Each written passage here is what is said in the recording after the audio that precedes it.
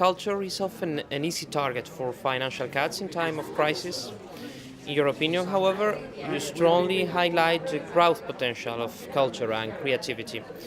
Can you explain how culture can contribute to more growth and competitiveness?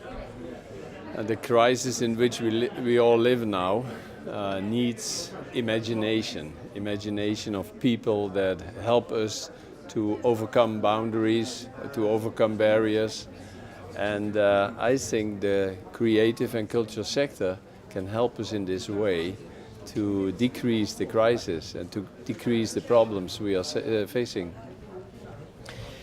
You ask for culture to be better integrated in the Europe 2020 strategy. Why do you think it's important, and how can this be achieved? When I started working on this report, I had the ideal that there could become a new flagship initiative on culture. But thinking it over and over, it was far better, and that is what I suggested, to go out of a holistic approach and to say that if you look upon the problems we are facing, you don't have to do it only from an economic point of view, but you have to integrate it with social, cultural and physical elements. And to say it again, culture can help us to think in a different way to problems. You also called for the creation of a European Creativity Forum. What would this consist of? For what purpose?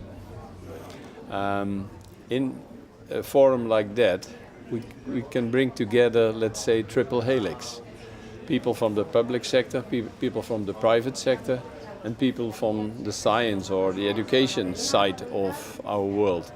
And to bring them together gives us a better way of integrating of all these interests, and I think then this is a better way of doing things and making policies than we did before, thinking that the governments could do it on their own.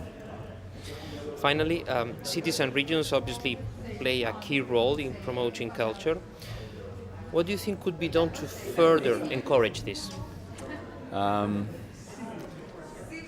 I've written down in the report that a city that invests in culture,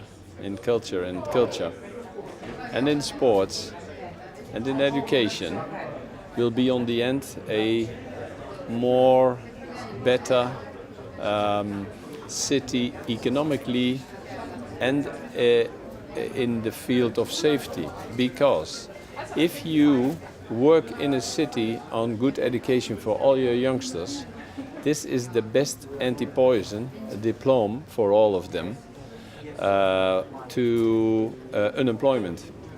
And if you let them go in sports after school time, this is the best anti-poison into hanging around, vandalism, criminality.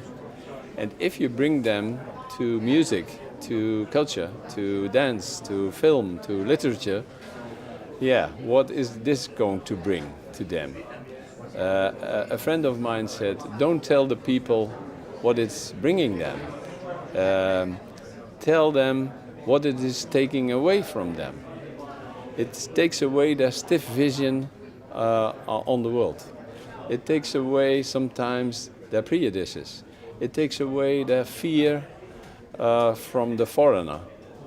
And if we can combine investments in education, sports and culture, I think we can generate generations that are more respectful and tolerant to each other than we are nowadays. Thanks a lot and congratulations on your opinion. Thank you.